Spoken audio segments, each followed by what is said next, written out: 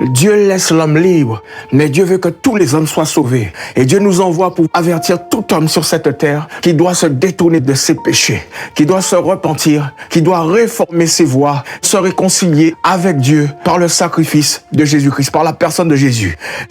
Jésus m'envoie pour vous faire savoir ce qui vous attend, qui attend tout pécheur, qui attend tous ceux qui contestent les lois divines, le droit, la justice, tous ceux qui contestent les règles de Dieu. Dieu veut que l'homme sache que l'homme est libre, mais l'homme doit savoir que Dieu le fera venir en jugement. Tu vivras ta vie comme tu l'entends. Tu mèneras ta vie de péché comme tu l'entends. Tu feras les choix que tu veux, comme tu l'entends. Tu profiteras de la vie au maximum. Si c'est l'impudicité qui te plaît, alors tu coucheras avec beaucoup de femmes, beaucoup d'hommes. Tu en feras ta fierté. Si c'est l'alcool qui te plaît, tu boiras.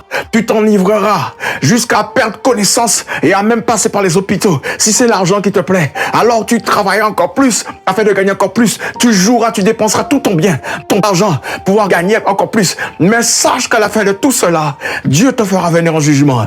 À la mort, tu passeras dans un lieu qui s'appelle le séjour des morts. Là où les morts, ceux qui meurent sans Jésus-Christ, sans avoir fait la paix avec Dieu par Jésus, passent. Là où est-ce qu'ils sont tourmentés en attendant de comparaître devant le grand trône de Dieu. Où est-ce qu'il sera rendu à tout homme, toute femme, selon les œuvres qu'il aura fait, selon les choix qu'il aura fait, selon le mépris qu'il aura accordé à Dieu, en refusant le saint appel de Dieu, en refusant de se repentir, en refusant d'accepter Jésus-Christ, d'accepter l'invitation divine de Dieu à passer l'éternité avec Dieu. Sache que tu seras jugé, et que tu seras jugé sévèrement, et que tu seras tourmenté pour toute l'éternité. Si tu ne l'as jamais entendu, il faut que tu le saches. Ne crois pas que le ciel approuve ton péché, parce qu'il semblerait que Dieu ne vienne pas te détruire à chaque péché, mais c'est que Dieu ne tient pas compte de ton ignorance. C'est que Dieu, il est bon, il est miséricordieux, il est patient jusqu'à l'arrêt de sa patience, et là tu seras jugé, tu comparaîtras et tu subiras une condamnation sévère, et ça sera pour l'éternité que ton âme brûlera dans le feu.